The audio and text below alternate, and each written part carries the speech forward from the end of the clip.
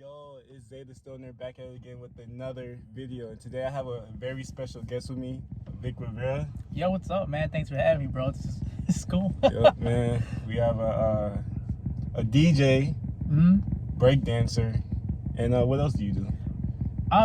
That's really the core of it. Organize events, a lot of art shows, and community events, things like that.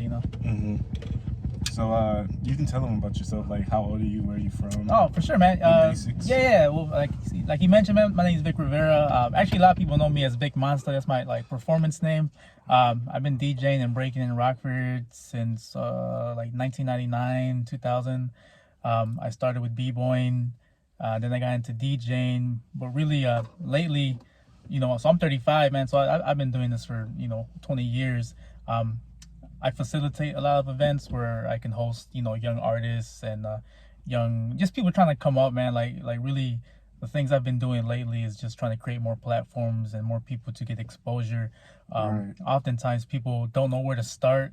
They don't know who to contact, who to plug them in. So I've been just really trying to do that for a lot of local artists.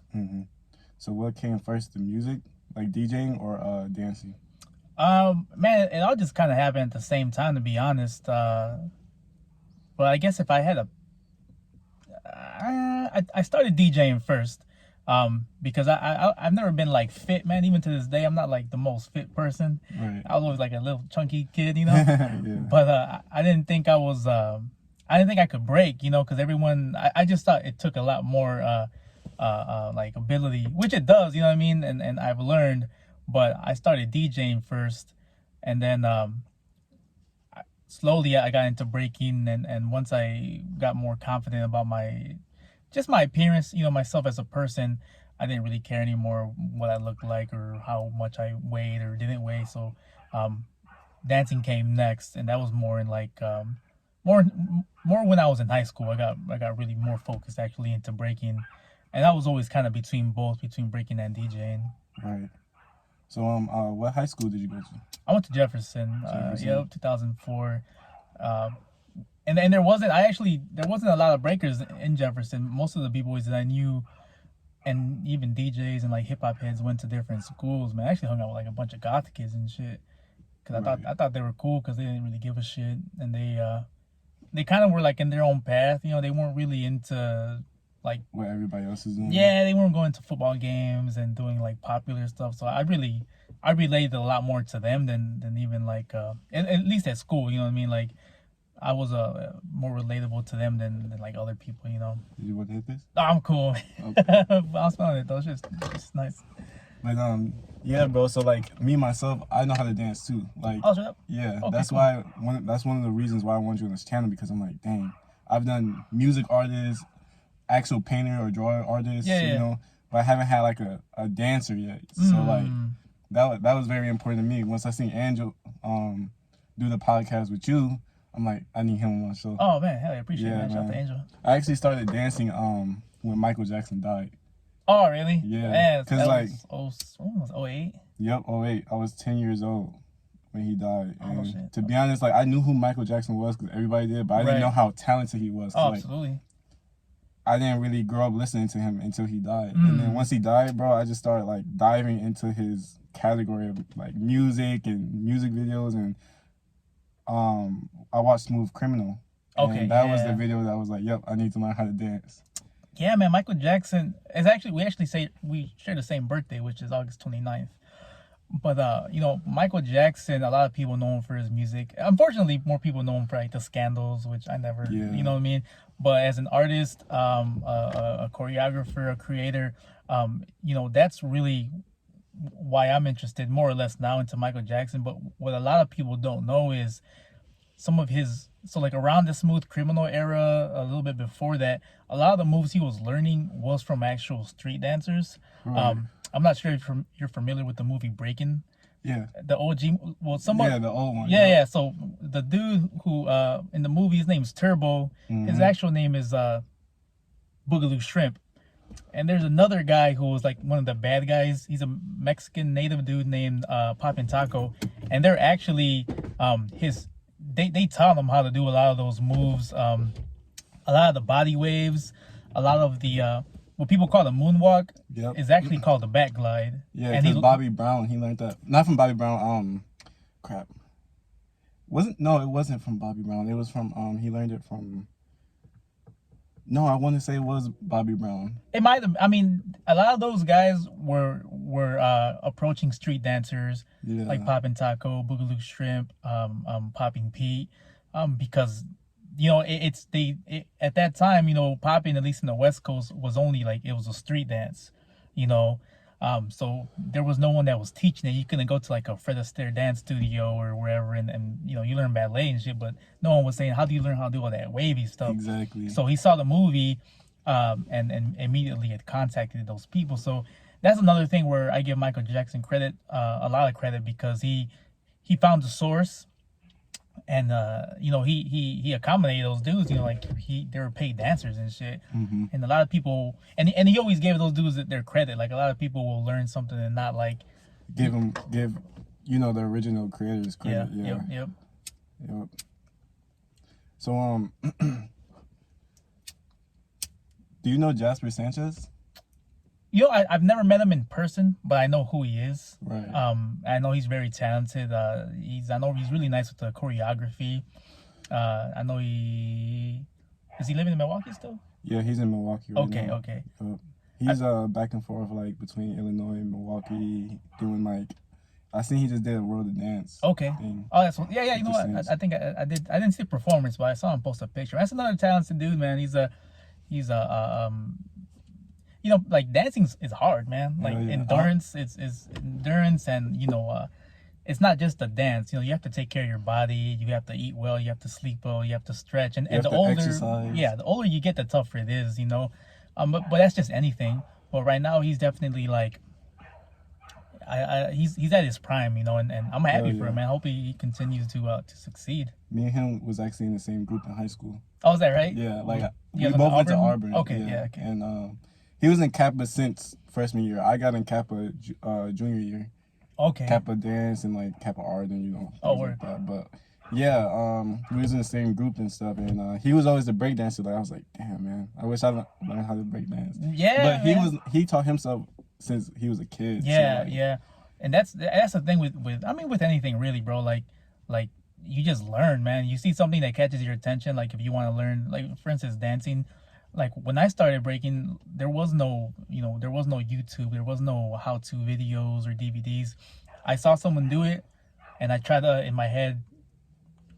emulate what they did, and and I never did it correctly. Like I can't say I'm formally taught, but no one in this culture really is, Right. It's all about your body at the end of the day, like your body, your mind, your mentality, and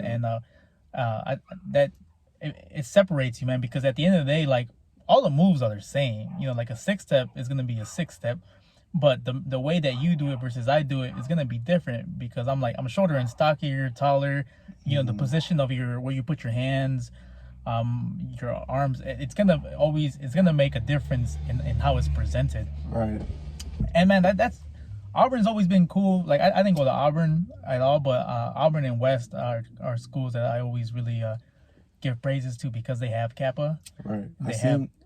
My bad to cut you off. Go ahead, but I seen you was teaching at West. Yeah, man. I know a lot of teachers there actually, and they hit me up if I want to do a workshop, and I was like, hell yeah, I was more than happy to. And they have a really nice dance facility, bro, which I was tripping out, man, because in Jefferson I don't even know if we had a dance school or a dance class. We might have, what I'm saying, but people weren't really like pushing that. It's like either you play sports or you're smart, bro, and right. I wasn't either or. Right. So like in gym I would practice instead of doing gym shit, in or like break or whatever, lunchtime I would practice in the hallways. But we didn't have a studio, man, so to go to West and see the facilities that they have and how much they encourage the dancing, bro, it was an honor, man. And I'd be more than happy to go back to West or Auburn or any school just to help to teach and to tell the next generation that it's possible to be a dancer, or whether you want to do it as a career or as an exercise or as a hobby. These are all like great. They're all great approaches, Mm-hmm. But it's important to have it's important to have those people who live that lifestyle teach it. Because I have seen like where it's like a ballet teacher teaching breaking or something. It's like, yeah, no, I'm not teaching no one how to do ballet or tap dance. Like, 'cause I don't know any about that. I'd be more than happy to redirect you to somebody. So it's like the same way around, man. Like if you don't really know about that or don't live that lifestyle, it's like just don't, reach out to somebody. There's people here that are willing to spread that word, Yeah, that's crazy because I have a funny story about that. In Kappa, my teacher was out for like, because she had messed up her ankle, so she was out for like a week or two, and we had the substitute teacher, and it was like a white lady, like right 28 or 28ish.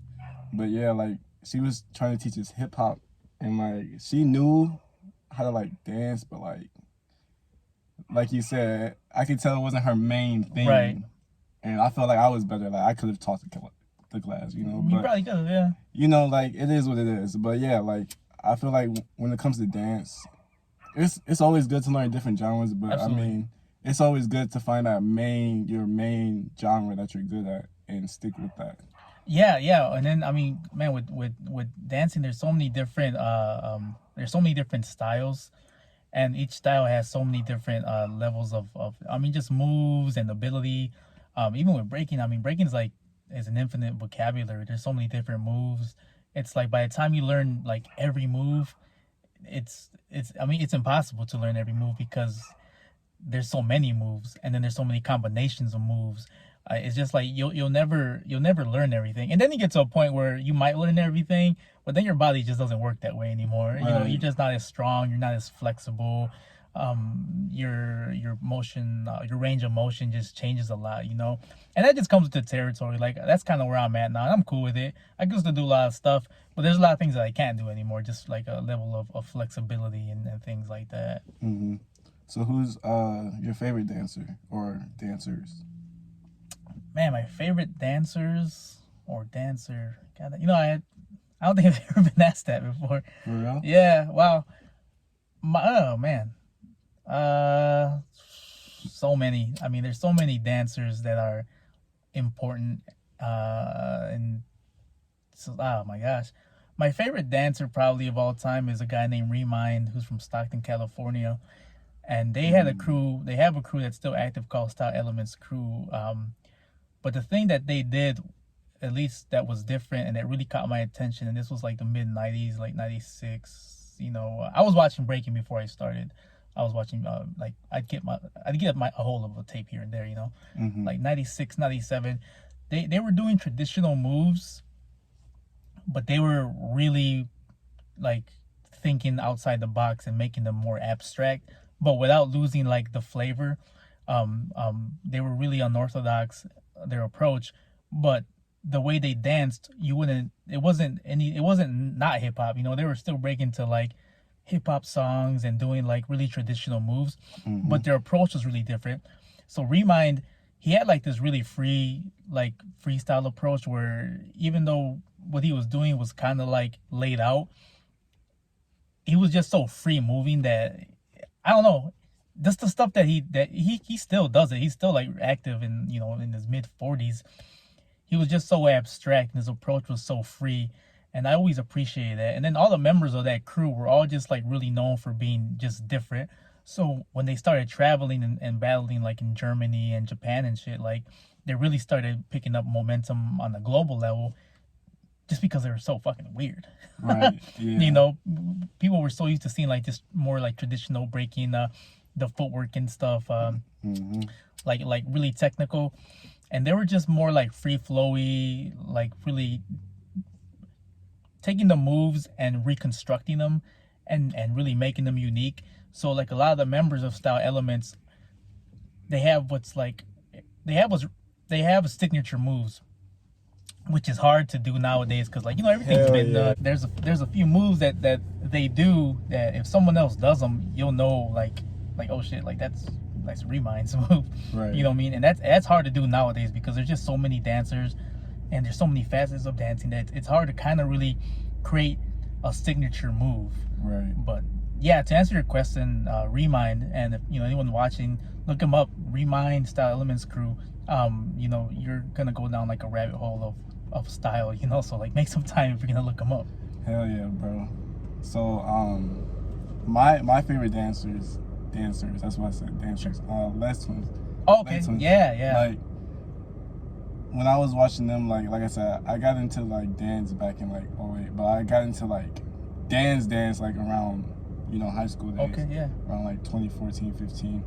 And when I was watching Les Twins, man, it's crazy because like you know how hard it is to like when you're on the team to like perform and like do the exact same thing at the exact same time. Like it's crazy because like they're twins, like they can naturally do it, like they're connected that way. So it's just like amazing watching them. And then they have different styles too, like you said. Like Larry's more like footwork, kind of like more traditional hip hop.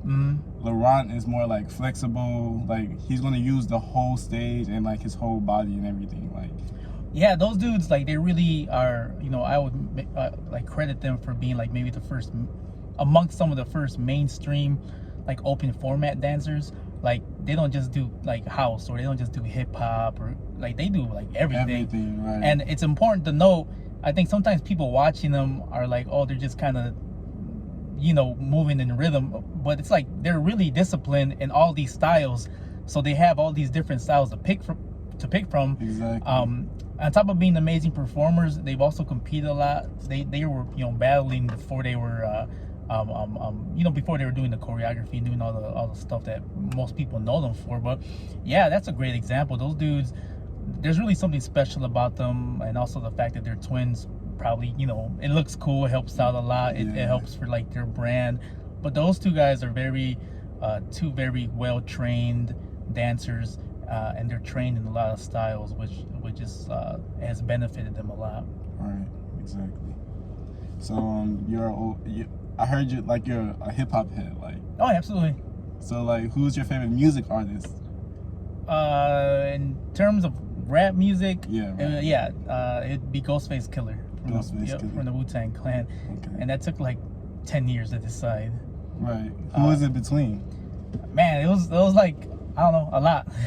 I listened to a lot of music, being a DJ and stuff, but to me, Ghostface has been one of the most consistent rappers of the last 30 years. I think he's like 54, 55, and he's still like relevant. He still drops a lot of music. A lot of people, like, he's featured on a lot of people's albums. A lot of people shout him out because, he's been one of the realest MCs, most skilled MCs in the last 3 decades. And of course, he's had a huge successful run with the Wu-Tang Clan. But as a solo artist, I mean, he was still dropping stuff that was getting mentioned in these like, magazines and publications that review like high-end music. Like, for like a rapper to be like acknowledged in these circles it's pretty amazing to me. So yeah, he's always been my favorite rapper, and of course he carries so many styles, from storytelling to how he puts his words together, and like all his references. Like, it's crazy, man. Like, there's dudes who won't rap for past 3 years, and this man's been rapping for 30 years. Like, how do you constantly keep creating and stay true to yourself? It's something that I don't think is easy to do. Right. So yeah, I've always respected the Ghostface Killer a whole lot. Mm-hmm. So where have you been DJing at? I seen you got like a little setup, a nice setup.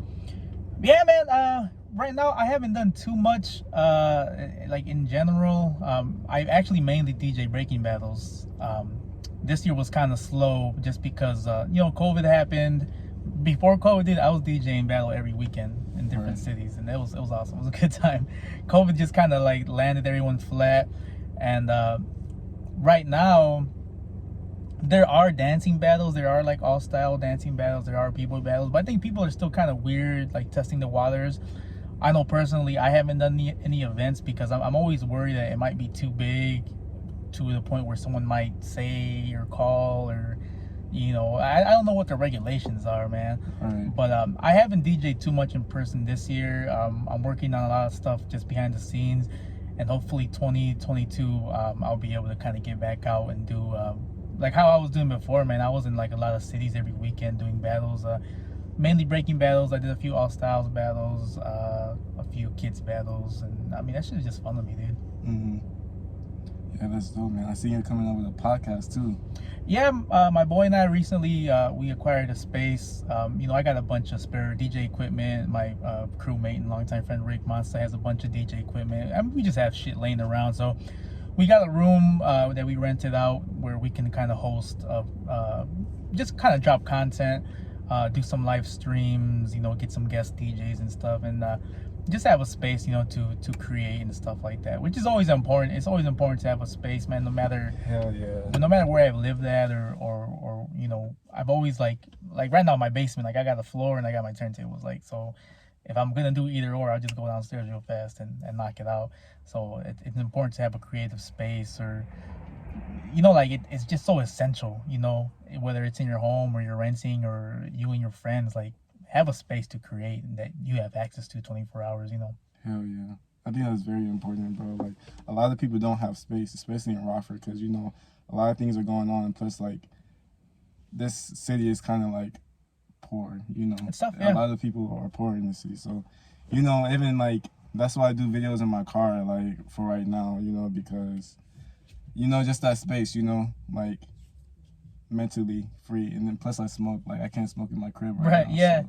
Yeah, no, this is dope though. This is like it's different, no, it's cool because I'm like, you feel more comfortable, cause you know how it's like when you work like a long ass day and you pull up to your driveway or you outside your house and you just kind of sit there for like 20 minutes. It's a good moment of serenity, just to like you just be on your phone, and next thing you look like, man, I've been out here for 30 minutes, man. Like, let me get inside the house now.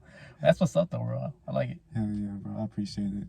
So what's your future goals, like, in terms of the podcast specifically? Man, I've been involved in the community, from doing b-boy battles, judging battles, DJing battles, hosting art shows, hosting MC battles. Like, I've kind of done a little bit of everything. So really, I just want to like share stories from people who don't like really get to flowers, and kind of keep a good database of history, because there is a lot of history in Rockford that people kind of tend to not care for. Right. There was I went to Jefferson, right? I was in band class, and one day I went to the back room for whatever reason, and there was a yearbook back there from 1984. And we opened it up and we're looking at it, we're laughing at shit, laughing at people's pictures. And right in the middle of the yearbook, bro, there was a dude breaking. And he had a shirt that said Mr. Nice. He had a bandana. Like, he looked like out of Beat Street, Yeah. And this was 1984, bro. I was born in 86. So this was 2 years before I was even born. Mm-hmm. Somebody who was a junior in high school was breaking. I met that guy about, that was 2003. I met him about 20 years later. That's crazy. And we were just talking. We were drinking at a bar, and like, I didn't know. It was just like a random conversation, and it ended up he was a DJ, and then we got to talking more. I'm like, man, did you ever go to Jefferson? He's like, yeah, I used to break in Jefferson. My name was Mr. Nice. Like, bro, I seen a picture of you from when I was in high school, and I was already an adult, when we were talking. Yeah. So, I mean, my point is that there's a lot of history here. That guy being one of them. He's 50 now. He still DJs, actually. But, man, people were breaking here, back in the 80s. People were DJing here back in the 80s. People were rapping and doing all that back in the 80s, 90s, 2000s. Now we're in the 2020s. Like, There's almost 40 years of history in Rockford, and I think it's important to kind of note that. And that's really what my goal is, man, just to learn, man, to learn for myself, and to also share that information with people who are interested in those same topics. Mm-hmm. That's amazing, bro. Hell yeah. That's crazy. I can't wait to tune in. So what is it called? It's called Breaks, Beats, Boom Bap, and Beyond. I'm currently dropping my 3rd episode tomorrow, Monday the 29th. And I'm on Spotify, I'm on Apple, and I'm easy to follow, man, on Instagram or Facebook, whatever. I'm usually posting a lot of my own mixes, and I'm pushing a lot of my podcast, and also my partner, he has a podcast also. So yeah, man, we're just dropping a lot of stuff, man. Just trying to man, having fun doing the work. Hell yeah, man. Like, when I started, everything that I started was from scratch. Like, no one ever taught me how to do anything. Like, I remember the first video. So I had a camcorder that belonged to my dad. I probably still have that one too. But it's from the 80s, like a big camcorder. And that's, I used to record us practicing. And I remember the first time I made a compilation video. Like, I was trying to make a video like the videos I would see on like the VHS tapes, because they looked cool, they were edited, they had music. and I had to like Frankenstein it, bro. Like, so I taught myself. I got like 2 VHS, like I had a TV, 2 VHS tapes, and one was recording, and then I would play something here, and then I would pause it, forward it to another cool part, press play, pause it. So then I had my video like of different clips, right? And then I got a CD player to put into the sound part and push play on the CD player to make the soundtrack. You know what I'm saying? Yeah. Because at first it was just like random clips or random sound, or like it wasn't like cohesive. Right. It was just like like all these random clips. You know what I'm saying? So I had to put a soundtrack so it's like a smooth like background. But I mean, so yes, I have a history in editing videos, but it's from like a ghetto engineering point of view, bro. It's like you just have to teach yourself how to do stuff, and now, man, it's so easy to learn how to do everything on your own, honestly. It's easy, and it's as long as you put in the work and the time. Put in the work, and everything is more accessible. Like, I mean, you do everything on your phone now. Yeah. Again, like to my first project, it was 2 VCRs, a TV, and a CD player to make a video. And the video sucked. Like, I still have it. It was like trash as hell. But memories. You learn how to do things on your own, man. And if with phones, with YouTube, if you're not teaching yourself how to do something, it's kind of like your own deal, man. Like, because you could be doing anything right now if you really want to. Facts. Yeah. So yeah, man, I appreciate you coming on my channel, man. Yeah, it was a good time, man. Because I'm just chilling out here. Appreciate that, man. Where can I find you at again? Man, just hit me up. Instagram, Vic Monsta, Facebook, Vic Rivera. If anyone ever has any questions, or again, like a lot of things that I do, I try to network with people and plug people into the right direction. If you ever have anyone has any questions, man, feel free to hit me up. I'm really responsive and try to just point people, in the right direction. Right. Hell yeah, man. Everybody subscribe to the channel, man. If you want to do videos, hit me up at any time. Xavier Christian, you already know. I'm out, man. Peace.